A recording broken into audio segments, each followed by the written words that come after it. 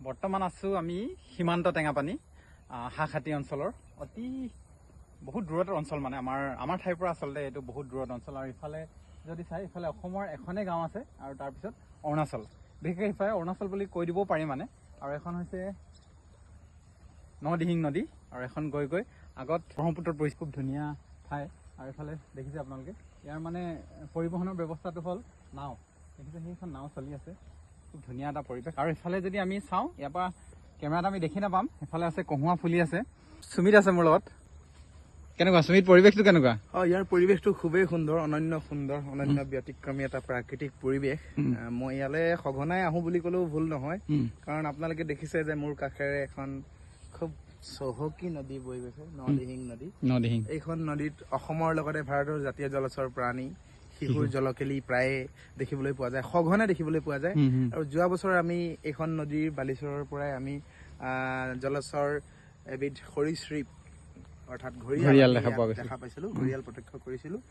আৰু এইখন নদীত মাছ কাছ বিভিন্ন ধৰণেৰে পোৱা যায় আৰু সেইপাৰে আছে আমাৰ অসমৰ শেষৰখন গাঁও সেইপাৰে আছে আমাৰ হাঁহাটি গাঁও পঞ্চায়তৰ বিভিন্ন অঞ্চল গতিকে ইপাৰে মোৰ ঘৰ সিপাৰে তোৰ ঘৰ কোৱাৰ দৰে আচলতে এই নৈখনে ভাগ কৰিছে দুখন ৰাজ্য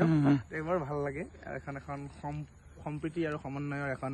মানে ঠাই গতিকে ইয়ালৈ আহি বৰ ভাল লাগে আৰু প্ৰাকৃতিক পৰিৱেশৰ কথা এইকাৰণেই অনন্য বুলি কৈছো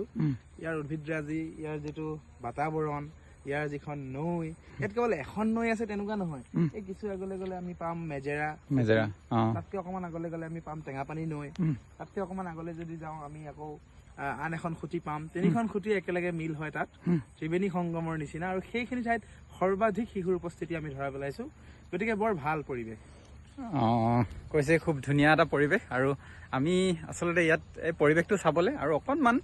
ঠাইখিনি সম্পৰ্কে অকণমান আমি অভিজ্ঞতা ল'বলৈ আহিছিলোঁ সুমিতেতো প্ৰায় আহিয়ে থাকে মোৰ খুব কম আৰু গতিকে অকণমান চাই যাওঁ আৰু ইয়াৰ আশে পাশে থকা উদ্ভিদখিনিও আমি অকণমান চালোঁ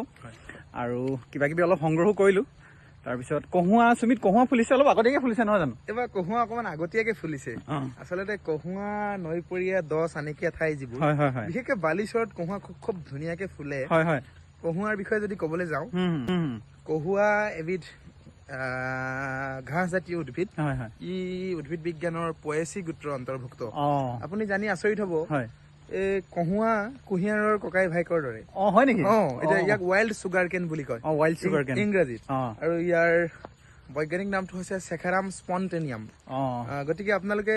ইয়াৰ গোত্ৰটো চাই উদ্ভিদ বিজ্ঞানৰ দৃষ্টিৰে ধানৰ সহোদৰ বুলিও ক'ব পাৰে ধানটো যি পৰিয়ালৰ অন্তৰ্ভুক্ত সেই পৰিয়ালৰ অন্তৰ্ভুক্ত আৰু কহুৱা আচলতে ই বৰ ধুনীয়া এটা পৰিৱেশৰ সৃষ্টি কৰে সেইবাবেই বিহগী কবি ৰঘুনাথ চৌধুৰীয়ে বৰ ধুনীয়াকৈ তেওঁ কবিতাত কৈ গৈছে যে লুইতৰ পাৰে পাৰে কহুৱাৰ ফুল তুষাৰ ধৱল কান্তি ফুলিছে বিপুল ধৰিছে বিপুল বৰ ধুনীয়াকৈ তেওঁ কবিতাত লিখি থৈ গৈছে মই অকণ পাহৰিছো চাগে কিন্তু বৰ ভাল লাগিছে আৰু কহুৱাৰ বহুত গুৰুত্ব আছে বিভিন্ন ধৰণৰ ঔষধ প্ৰস্তুতকৰণতো কহুৱা ব্যৱহাৰ কৰা হয় গতিকে ধন্যবাদ জনাইছো অকণমান পৰিৱেশটো এয়াই ধন্যবাদ